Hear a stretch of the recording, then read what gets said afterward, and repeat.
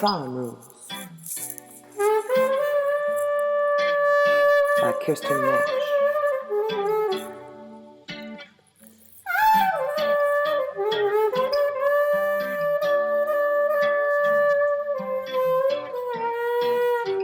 The farmer put on his black rubber boots and stepped outside onto the muddy trail. One foot in front of the other, slapping in the puddles, he was lost in thought when an acorn hit him on the head. He fumbled with the sore spot and looked about, up and across the rutted, tufted yard, when bam! Another acorn smacked the back of his head harder than the first one. Ah!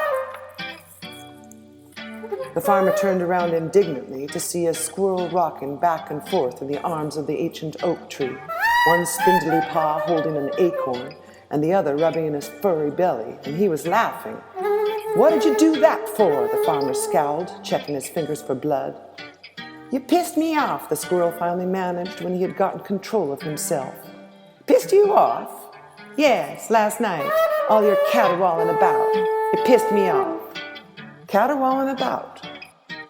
Then it occurred to the farmer that he had been playing the clarinet quite late into the evening of the night before. 4 pints at the pub and the long walk home. By the time he got to his chair, he had thought he might sleep. Then he had had another thought that he might dust off his clarinet and play a little. I wouldn't call it caterwauling. And with that, the farmer turned and headed back down the sloppy trail to the barn as the squirrel flitted down the trunk of the oak tree. "Well, what would you call it then?" the squirrel taunted. "It was bloody awful." Art is subjective. Picking up a weathered old bucket, the farmer cranked a worn spigot to fill it.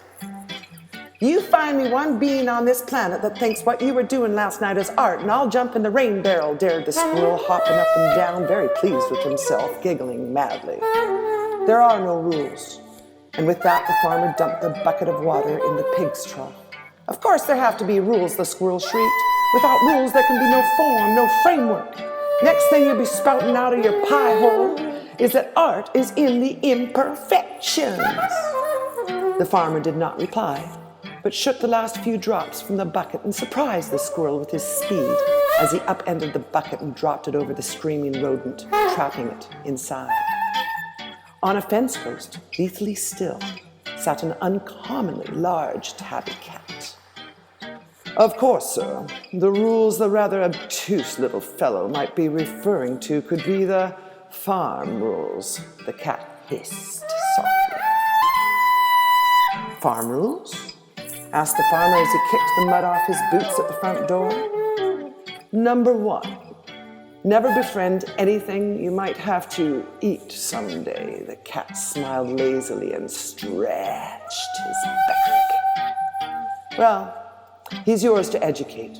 And with that, the farmer picked up his clarinet and closed the door.